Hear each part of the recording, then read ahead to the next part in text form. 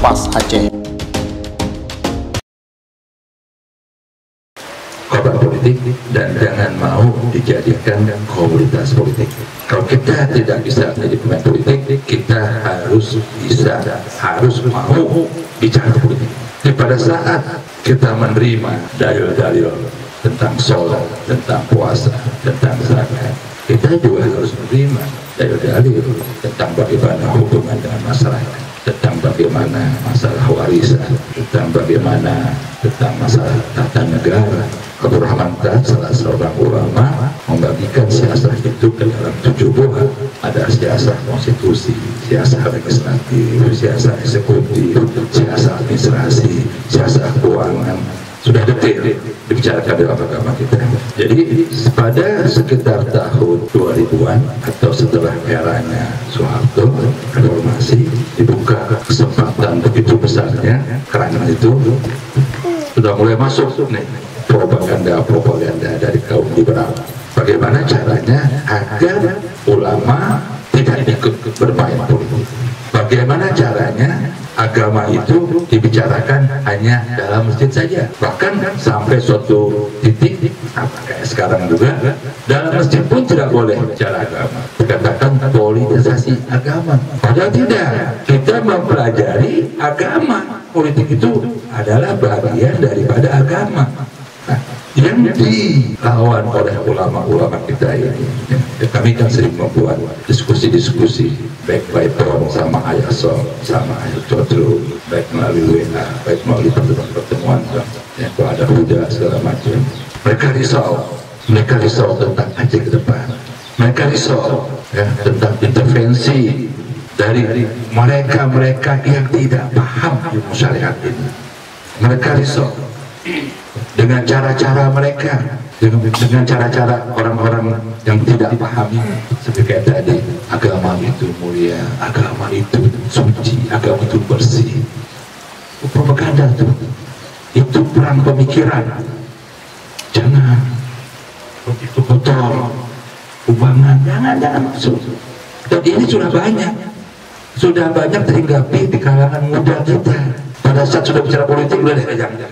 Abi nggak usah bicara politik, Abi. Nanti Darussalam sepi. Jangan bicara politik. Nanti bangkrut. Baru bicara aja nggak boleh.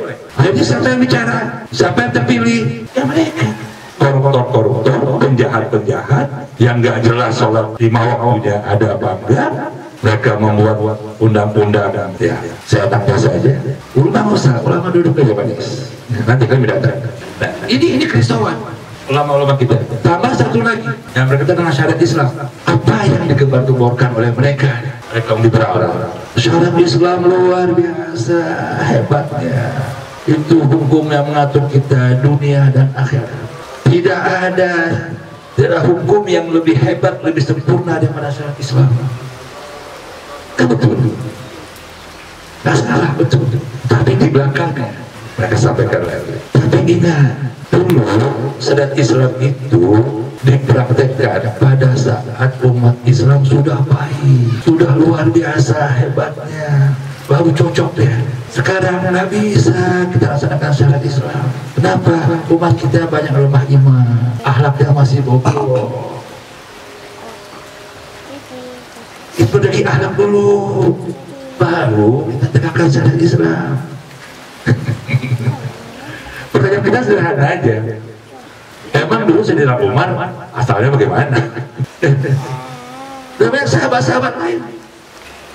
Awalnya preman, awalnya kita katakan ya preman lah, belum mencakup semuanya. Digembleng oleh Rasulullah SAW, sedikit demi sedikit. Dan satu lagi yang paling penting, coba kita perhatikan.